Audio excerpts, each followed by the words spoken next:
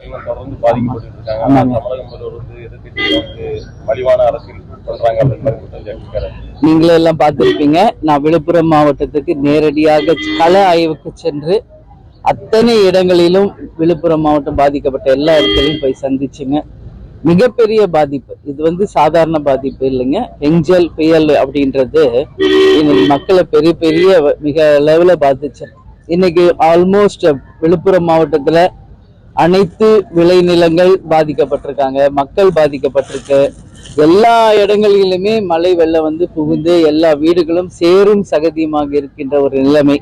விழுப்புரம், கடலூர், கள்ளக்குறிச்சி, தருமபுரி, கிருஷ்ணகிரி, அதே மாதிரி பார்த்தோம்னா வேலூர், காஞ்சிபுரம், செங்கல்பட்டு எல்லா இடமுமே மிகப்பெரிய பாதிப்பு. டெல்டா முழுக்க பாதிப்பா இருக்கு. முதல்வர் வந்து எதிர்கட்சிகள் வந்து வைத்தறிச்சல்ல பேசுறாங்க அப்படின்னு அவர் சொல்றாரு, வீண் விளம்பரம் தேடுறாங்க அப்படின்னு அவர் சொல்றதுங்க ரொம்ப தவறான ஒரு விஷயம்.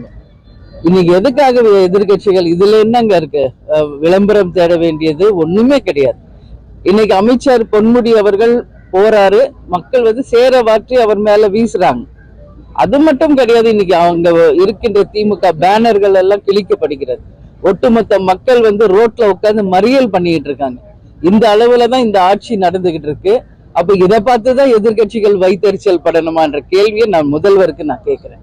எதிர்கட்சிகள் என்பவர்கள் இன்னைக்கு மக்களுக்கு நடக்கின்ற அவலங்களை சுட்டி காட்டுறத ஒரு எதிர்கட்சி அதை ஏற்றுக்கொண்டு அதை எப்படி உடனடியாக சரி செய்யணும்னு நினைச்சு அதை செய்தாருன்னா உண்மையிலேயே இந்த ஆட்சியையும் முதல்வரையும் வரவேற்கலாம். அதை விட்டுட்டு இந்த ஆட்சியை வந்து பாலாறும் தேனாரும் ஓடுது அப்படின்னு புகழணும் அப்படின்னு எதிர்பார்த்தா எப்படி அது முடியும்?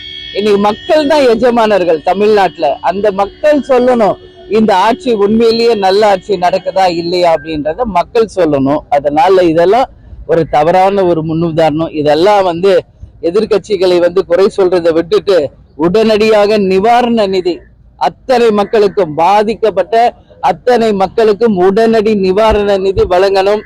அதே மாதிரி விவசாய பெருமக்களுக்கும் உடனடியாக நிவாரணம் கொடுக்கணுங்க.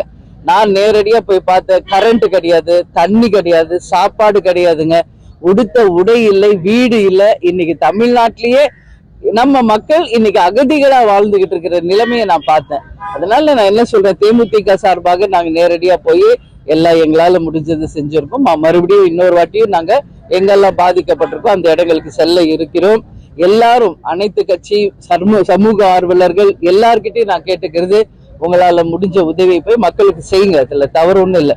ஏன்னா இயற்கை சீற்றம் என்பது யாராலையும் தடுக்க முடியாது. இது வந்து இவங்க முன்கூட்டியே அதை வந்து சரியாக பிளான் பண்ணி